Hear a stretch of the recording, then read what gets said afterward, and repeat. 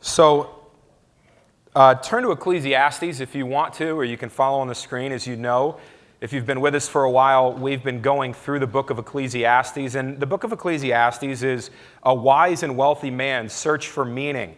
And the conclusion that he comes to as he observes life under the sun is that everything is meaningless. So if it's your first Sunday with us, that's where we are, and you can go back, and all the other sermons are online. There's a whole slew of sermons you can listen to make you depressed, so you can go listen to those. But, you know, Ecclesiastes would be a depressing book if it's all we have. But actually the intention of the teacher is that we would observe life with him, realize that it does appear to be meaningless, and then that would well up something in us to say, but that can't possibly be true. Like we know that there's more. We know that there's meaning. And what the teacher is trying to get us to see is that you're right, there is meaning. You just can't find it under the sun. You need to look elsewhere. And so as a Christian, especially a person who lives in light of Jesus' life, death, and resurrection, we see that meaning does exist. We have to look to God for meaning, that Jesus gives us meaning, and it helps us to understand how to navigate the challenges of this life that often feel like they're futile. But it's still obscured. It's still, as Paul would say in Corinthians, it's still like looking into a mirror dimly. That we're still we have more clarity than we did because of Christ, but we still look at the world and it seems foggy to us. We know in part, but we don't know fully. And so that's the reason it's obscured, is because we continue to live in this world where the schemes of man color and distort the way that God had designed things to be. So today we're going to continue understanding that and understanding how we're to live in a world that we don't fully understand. And today's text in particular is really, when we get into the last few chapters of the book of Ecclesiastes, what we see is that the teacher, it's almost like reading his field journal. That if the first portion of it was his recorded research study, this is what I found. As we get into the end of it, it's like we're reading things that he wrote down along the way. And sometimes they look to be disconnected, and how does that section line up with this section? But we can see the entire theme of Ecclesiastes coming out in what he writes, and that helps us tie them together. So one section as we read today, it may seem like it doesn't necessarily connect with something that I read right before it. Like our reading is going to feel a little bit disconnected. But I hope that as we come back and apply the themes of Ecclesiastes to it, we'll begin to see what the teacher wants to communicate to us. So if you have a Bible or you want to follow on the screen, we're going to start in Ecclesiastes 9, verse 11. Again I saw that under the sun the race is not to the swift, nor the battle to the strong, nor bread to the wise, nor riches to the intelligent, nor favor to those with knowledge, but time and chance happen to them all. For man does not know his time. Like fish that are taken in an evil net, and like birds that are caught in a snare, so the children of man are snared in an evil time when it suddenly falls upon them. I have also seen this example of wisdom under the sun, and it seemed great to me. There was a little city with few men in it, and a great king came against it and besieged it, building great siege works against it. But there was found in it a poor wise man, and he by his wisdom delivered the city. Yet no one remembered that poor man. But I say that wisdom is better than might, though the poor man's wisdom is despised and his words are not heard. The word of the wise heard in quiet are better than the shouting of a ruler among fools. Wisdom is better than weapons of war, but one sinner destroys much good. Dead flies make the perfumer's ointment give off a stench. So a little folly outweighs wisdom and honor. A wise man's heart inclines him to the right, but a fool's heart to the left. Even when the fool walks on the road, he lacks sense, and he says to everyone that he is a fool. If the anger of the ruler rises against you, do not leave your place, for calmness will lay great offenses to rest. There is an evil that I have seen under the sun, as it were an error proceeding from the ruler. Folly is set in many high places, and the rich sit in a low place. I have seen slaves on horses and princes walking on the ground like slaves. He who digs a pit will fall into it, and a serpent will bite him who breaks through a wall. He who quarries stones is hurt by them, and he who splits logs is endangered by them. If the iron is blunt and one does not sharpen the edge, he must use more strength, but wisdom helps one to succeed. If the serpent bites before it is charmed, there is no advantage to the charmer. The words of a wise man's mouth win him favor, but the lips of a fool consume him. The beginning of the words of his mouth is foolishness, and the end of his talk is evil madness. A fool multiplies words, though no man knows what is to be, and who can tell him what will be after him? The toil of a fool wearies him, for he does not know the way to the city. Woe to you, O land, when your king is a child, and your princes feast in the morning. Happy are you, O land, when your king is the son of the nobility, and your princes feast at the proper time, for strength and not for drunkenness. Through sloth the roof sinks in, and through indolence the house leaks. Bread is made for laughter, and wine gladdens life, and money answers everything. Even in your thoughts do not curse the king, nor in your bedroom curse the rich, for a bird of the air will carry your voice, or some winged creature tell the matter. Life unexpected. That's the main theme that comes out, that life doesn't go the way that we expect. In verse 11, he says that I see that the race is not to the swift, nor the battle to the strong, bread to the wise, riches to the intelligent, favor to those with knowledge, but time and chance happen to them all, for man does not know his time. We've talked about how man can't figure out God's plans and how death is the great mediator, and that no matter how wise you are, you can't figure out what's going on. He says, the whole story of Ecclesiastes is he's got this wisdom. He says, I'm going to examine everything, and I'm going to find meaning and more wisdom. And at the end of the book, he's like, I didn't find it. It didn't actually help. It didn't get me where it wanted to be. And he's saying, life is not black and white. You can't draw straight lines. We've been talking about how he's been dismantling the idea of karma. You can't say, well, good things happen to good people, and bad things happen to bad people. That's not the way life works. Sometimes the fastest people don't win the race. Sometimes the wisest people don't get bread.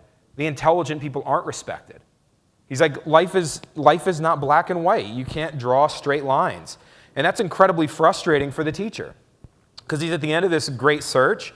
He starts out thinking that wisdom is going to be the thing that ensures his success, and what he finds is that, as he's observed all around the world, wisdom doesn't necessarily guarantee you any more success than the fool, and in the end, you're all going to die anyway.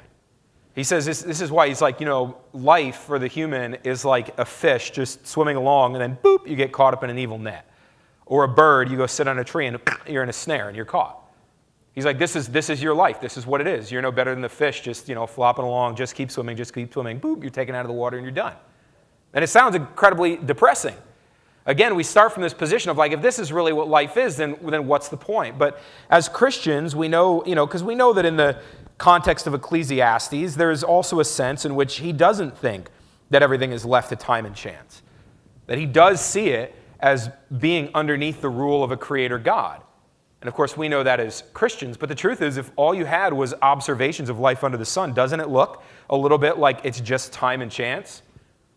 I mean, doesn't it just look like, well, it's just luck? I don't know, some things happen to people and not to others. The person who runs and exercises and eats celery his whole life dies at 50 of a heart attack. And the person who drinks whiskey and smokes lives till they're 90. And you go, how can that be? Because that's what life is. Life is unexpected. You can't draw direct lines all the time. So we have a saying when we're camping with our extended family and we're playing cards. We'll deal the cards, and inevitably someone will pick up their hand and look at their cards and go, who dealt this mess? That's what the teacher of Ecclesiastes is saying as he looks at life. Who dealt this mess? Who gave this to us? Life doesn't go how we expect. Now, it causes the teacher of Ecclesiastes great frustration, but it's actually the context in which we can embrace the reality of the good news of Jesus. Because the good news of Jesus is built on this philosophy that things don't go as you expect. That if they did go as you expected, we would all be far from God, but because of Jesus, we're actually close to God. That through Jesus, we can live in this unexpected world because we have this unexpected gospel and this unexpected king. So the Christian doesn't have the same frustration. Jesus wants us to be broken of our idea of karma as much as the teacher does. The teacher looks at the world and says, it almost never goes how you think it's going to go. And Jesus looks in the world and says, it's a good thing that things don't go the way you expected. Maybe your expectations were wrong. And that's the message of the gospel. Nevertheless, it's the world we live in. Things don't seem to make sense, and he gives an example of that in verse 13. I have seen this example of wisdom under the sun, he said. It seemed great to me. There was a little city with a few men in it, and a great king came against it and besieged it, building great siege works against it. But there was found in it a poor wise man, and he by his wisdom delivered the city, but no one remembered that poor man. I say that wisdom is better than might, though the poor man's wisdom is despised, and his words are not heard. Imagine you're in a city and the biggest and strongest foreign enemy comes against it, and they build siege works and they block the gates, and they're starving everyone within the city, and they're cutting off supply lines, and they're making sure that this city will not survive. And then through some act of wisdom, a poor man with no resources overthrows the whole army. It's not what you expect. It's unexpected. But equally unexpected is the result. We don't know how he did it. No one knows his name. We don't know how it happened. The wise man is totally forgotten. Not what you'd expect. This is the story that he's trying to give you. This guy defeats this with wisdom. He defeats and saves the whole city, and no one cares. That's the end of the story. Hey, the guy was wise, but guess what happened? Nothing. No one remembered him, and he died. It's, again, this depressing view. But it's this tension of Ecclesiastes. Does wisdom matter? Does meaning even matter if time, chance, and death are the only three things that were guaranteed? Did it matter that the wise man saved the whole city? And you go, well, yeah, of course it mattered. There's meaning in that. But then he says, but everybody forgot who he was. So you say, well, maybe wisdom doesn't matter. And that's the tension.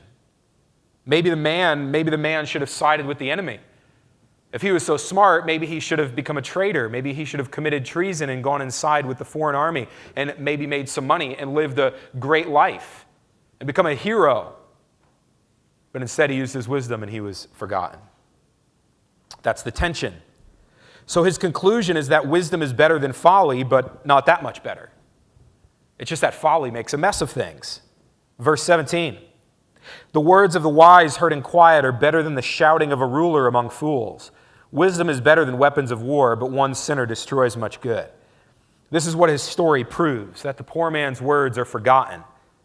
That it really was better than the shouting of the foreign ruler, that the words of the wise were better than the weapons of war, but a sinner still destroys much good. And that's what points back to his frustration. Now, you can be as wise as you want. You can have all these wise things that you've done in your life, but you get one person, they come in and they're a negative person, they can stink up the whole mess. He's going to give us a bunch of examples of this, but it's like this in a lot of places. I've been in a lot of different institutions. And I'm thankful that this isn't the case at our church. Right now, who knows, maybe it will be in the future. But I've been at a lot of different churches, and I remember a pastor in seminary, and he said, he tells all of his students as they're preparing to go out into church, he goes, listen, you're going to go into a church. If you have 100 people, 90 of them are going to be the most gracious saints you've ever met. 10 of them are going to be annoying, but one of them is going to be a fly in the ointment. And they're going to ruin the whole thing. They're going to be the person that sucks all your energy, that's always negative. That's going to be the one that's going to tempt you to focus on them, because a sinner destroys much good. A little bit of folly ruins the whole deal. Folly makes a mess. A dead fly stinks up the ointment.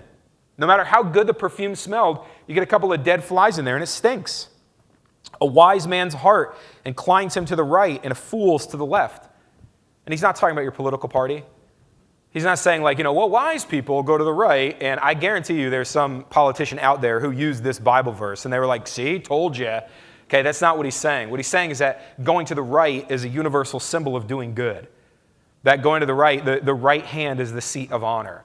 The right hand is the right hand of a person is their most helpful position. And he says the wise person consistently goes to the side of the good, but the fool goes to the side of evil. A fool can't walk straight, even if he's on the road. Everybody knows he's a fool. If you make an authority angry, the best thing to do is stay calm. What he means is that the fool gets angry, but the wise put offenses to rest. So wisdom is good, but folly is bad, real bad. It makes a mess of things. Wisdom is good when it's in its proper place, but unfortunately, folly has a tendency to mess up the conclusions of wisdom, even in just a small dose. And so he says there's a result of all this, and it's an evil error. In verse 5, there's an evil that I've seen under the sun, as if it were an error proceeding from the ruler. Folly is set in many high places, and the rich sit in a low place. I have seen slaves on horses and princes walking around on the ground like slaves. That's the mess of folly. If you want to look around and go, how whether they're politicians or even people in authority in different institutions, or how to celebrities, and you hear them talk and you go, my goodness, these people are not very smart. They're not. Well, how in the world did that person get in a position of power? How did that person become an authority figure? How did that person become somebody that makes and creates the social fabric of our society if they're a celebrity? How did that person get there? And the teacher goes, well, that's the evil. This is where folly ends up. That folly ends up putting unqualified people in positions where they're supposed to be qualified. That it makes rich people or people who have the power, they don't have any power at all. The wise people who should be making choices don't have the ability to make the choices. But instead, we elevate the fools. In the New Testament, he's not talking about like the New Testament principle where the first will be last and the last will be first. He's talking about it and saying, no, seriously, look and observe the world, and what you discover is that the fools are elevated to positions of power, and those who are wise often are not. It's an evil. Life doesn't go as you expect. This is what folly creates. So what are we supposed to do? How do we navigate that tension? And so he goes on in the next 3 sections to differentiate the way that the wise look at the world and the foolish look at it. That given the context of everything we've talked about in Ecclesiastes and in this chapter today, it's the question of how are we supposed to navigate this tension where life doesn't go as we expect, where wisdom's pretty good but it doesn't get us anything, but we don't want to live like fools. And so the first thing he does is he's going to look at 3 things. He's going to look at our work, our words, and our will or our purpose. So we'll start by looking at our work, the work of the wise in verse 8 to 11. He who digs a pit will fall into it, and a serpent will bite him who breaks through a wall. He who quarries stones is hurt by them, and he who splits logs is endangered by them. If the iron is blunt and one does not sharpen the edge, he must use more strength, but wisdom helps one to succeed. If the serpent bites before it is charmed, there is no advantage to the charmer. See, every one of the 4 examples that the teacher gives has to do with our work. And he goes, in everybody's work, there's an inherent danger to it. That sometimes work fights back. You're just going about your day, you're just doing your work, and next thing you know, you've fallen into injury or fallen into your death. Maybe for some of us, like the biggest risk we have in our work is just carpal tunnel syndrome. But sometimes all of a sudden you go, oh my goodness, my hands hurt, and you're embarrassed to tell anybody because how weak are you? He says if you dig a pit, there's a pretty good chance you're going to fall into it. He says if you're blasting stone, there's a pretty good chance you're going to catch a rock to the head. If you're chopping wood, maybe you get your hands stuck in the log splitter, or the wood splits too violently, or you get a splinter or something. If you're trying to charm snakes, you might get bit, which, no duh. There's a very real danger that faces us in our work. It's what Genesis 3 talks about. When God says, hey, here's the result of your schemes. The schemes of man that now you have used to distort my creation, what that's going to mean is that work is going to be distorted too. And your work is going to come back, and it's going to be difficult for you, and it will have inherent danger in it.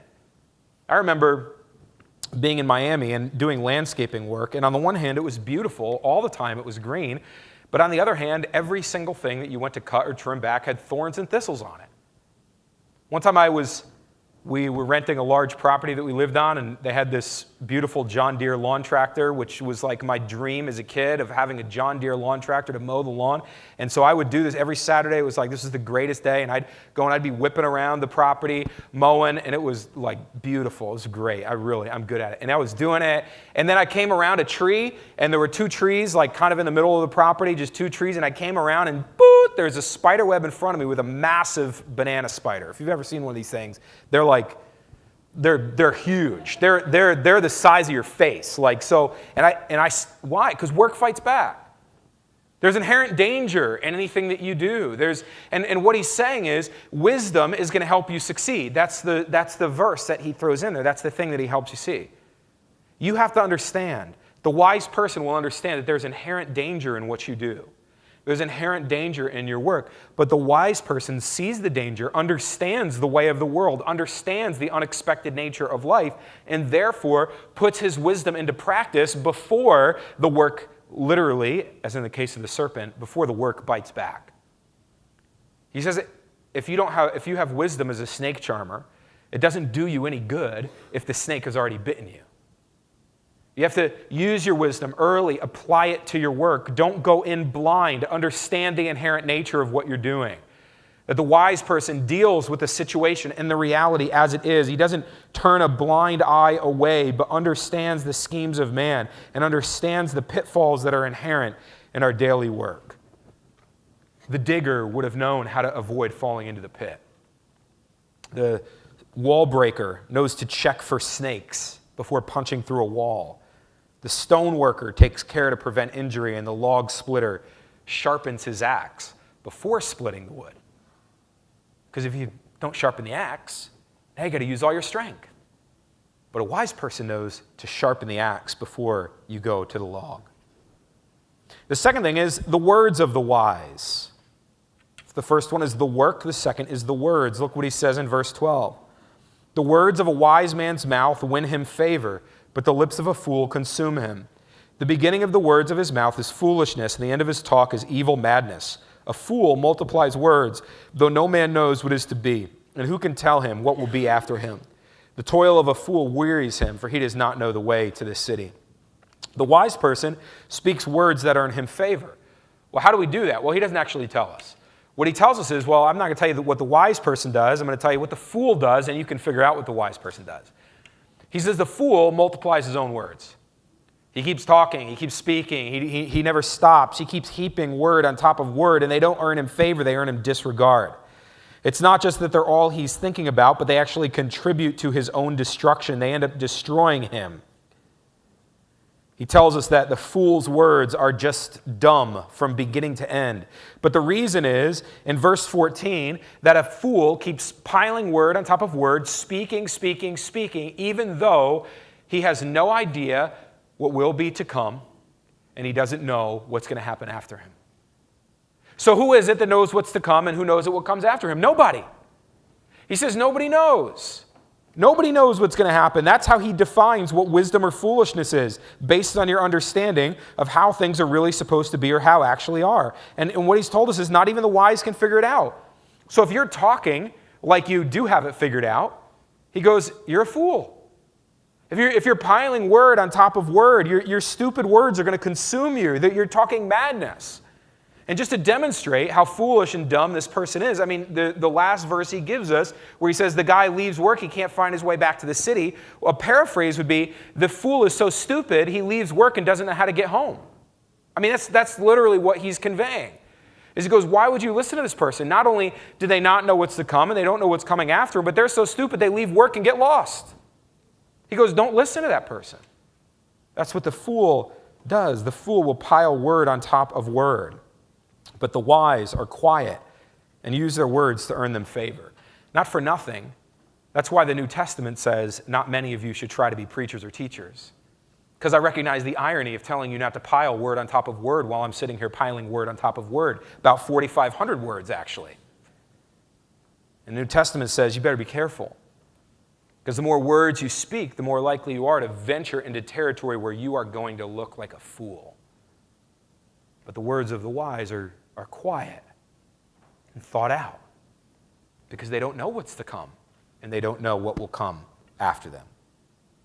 And finally, the will of the wise. Verse 16. Woe to you, O land, when your king is a child and your princes feast in the morning. Happy are you, O land, when your king is the son of nobility and your princes feast at the proper time for strength and not for drunkenness. Through sloth, the roof sinks in, and through indolence, the house leaks. Bread is made for laughter, and wine gladdens life, and money answers everything. Even in your thoughts, do not curse the king, nor in your bedroom curse the rich. For a bird of the air will carry your voice, or some winged creature tell the matter. What he's saying is that the wise know that what's best for everyone is when things are done in their proper time. He tells us that we need to be aware of our position. We need to be aware of what's given to us. We need to be aware of our responsibility. We need to be aware of the order of things. The teacher has already told us in Ecclesiastes that there's a time and a season for everything. And he says the wise person understands that. That as we look at life, even though life is unexpected, even though life doesn't always go the way we intended, even though we can't always draw straight lines between a cause and an effect, he says, nevertheless, the wise person know that there are certain things that are to be done in their season. That you don't have a feast in the morning. That you don't wake up and decide before you've put in any of your daily toil, unless it's a Sunday and you're going to go get brunch or something. But he says on a normal day, you don't wake up, 10 o'clock, you go, we're going to have a massive meal right now before you do your work. He goes, why? Because you're not going to get your work done. It's not good for the land to do things. You're not going to be prosperous if you do things backwards. You're going to fall into folly and into madness. You feast for strength. You rest for strength, not for drunkenness, not for gluttony. He says that the wise person will know when the appropriate time is to carry out not just their daily work, but when is the appropriate time to rest and celebrate and rejoice. And then he says the wise person will also understand their position in life. That's why he says, don't, even if you think you're alone in your bedroom, don't talk bad about the wealthy.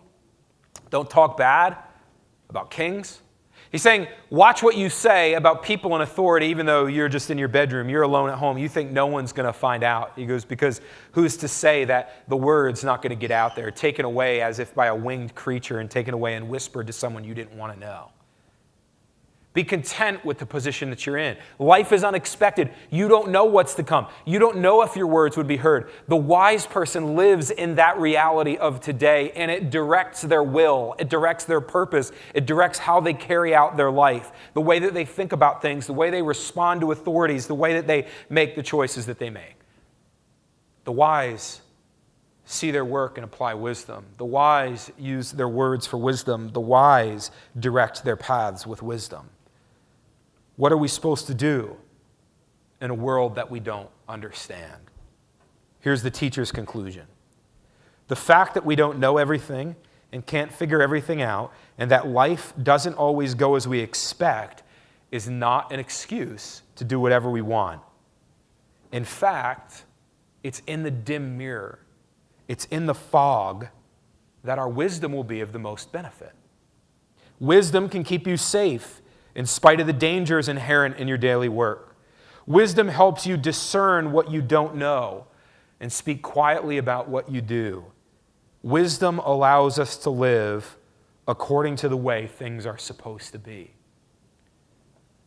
Life might not go as we expect, but the Christian person understands that even if for today it is like looking in a mirror dimly, we know that soon we shall see how things are supposed to be, as if we're looking face to face. That right now, the hope of the Christian is that now, even though we only know in part, then we will know fully, here's the promise, even as we are fully known. That's the hope and the promise of the gospel, even in a life that's unexpected. Let's pray.